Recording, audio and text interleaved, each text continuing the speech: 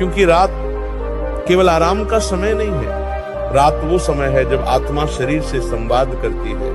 रात वो समय है जब भगवान की कृपा का द्वार खुलता है।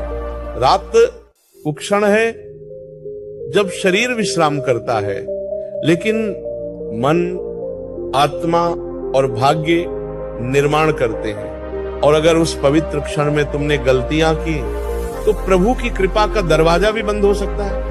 तो अब ध्यान से सुनो, 5 सबसे बड़ी गलतियां जो सोते समय नहीं करनी चाहिए। पहली गलती, बिना प्रभु का नाम लिए सो जाना। बेटा, सारा दिन भले ही व्यस्त रहो, मन इधर उधर भागे, शरीर थके, लेकिन अगर रात को बिस्तर पर लेटकर एक बार भी हर हर महादेव ना बोला तो दिन भर की तपस्या व्यर्थ चली जाती है। जब सारी दुनिया सोने जा रही हो तो जो भक्त प्रभु को याद करता है उसके सपनों में भी ईश्वर आते हैं। जो बिना प्रभु का स्मरण किए सो जाता है वो अधूरा रहता है। बेटा, रात सोने से पहले शिव का स्मरण करो।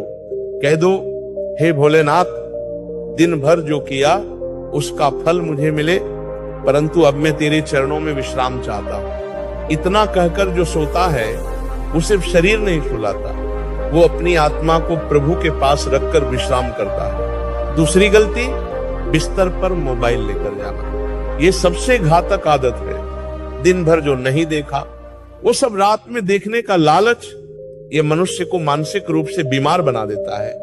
मोबाइल की स्क्रीन से निकलने वाली ब्लू लाइट तुम्हारी नींद छीनती है, तुम्हारा चित्त भटकाती है और आत्मा से दूरी बना देती है।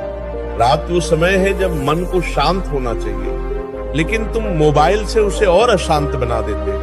बेटा, सोने से 30 मिनट पहले मोबाइल को दूर रख दो। बोलो, अब ये मेरा समय है प्रभु के साथ, वरना मोबाइल तुम्हारा समय खा जाएगा, ध्यान खा जाएगा और धीरे धीरे तुम्हारा जीवन भी खा जाएगा। तीसरी गलती, दिन भर की शिकायतें लेकर सो जाना।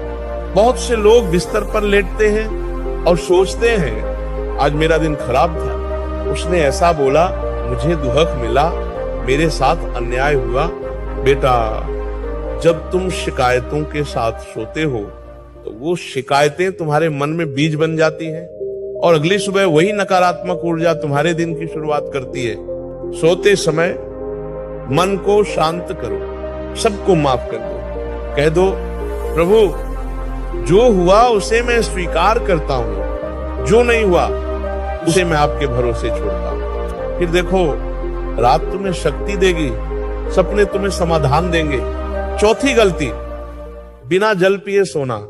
ये बात छोटी लगती है और शरीर के लिए बहुत महत्वपूर्ण है।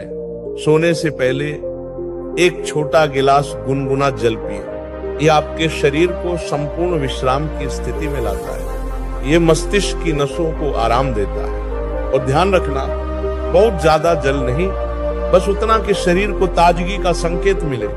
शरीर एक मंदिर है और जल उसका पहला अभिषेक। रात को दिया गया जल शरीर के भीतर एक ब्रह्मांडीय शांति लाता है। पांचवी गलती, बिना अगले दिन की योजना बनाए सो जाना। जो व्यक्ति बिना उद्देश्य सोता है वो सुबह उठकर भी खोया हुआ रहता है। रात को सोने से पहले 2 मिनट आंखें बंद करो और सोचो, कल मुझे क्या करना है, कैसे शुरुआत करनी है, किन बातों से दूर रहना है, प्रभु से क्या मांगनी है। जब तुम संकल्प लेकर सोओगे तो पूरी रात ब्रह्मांड तुम्हारे लिए मार्ग बनाएगा।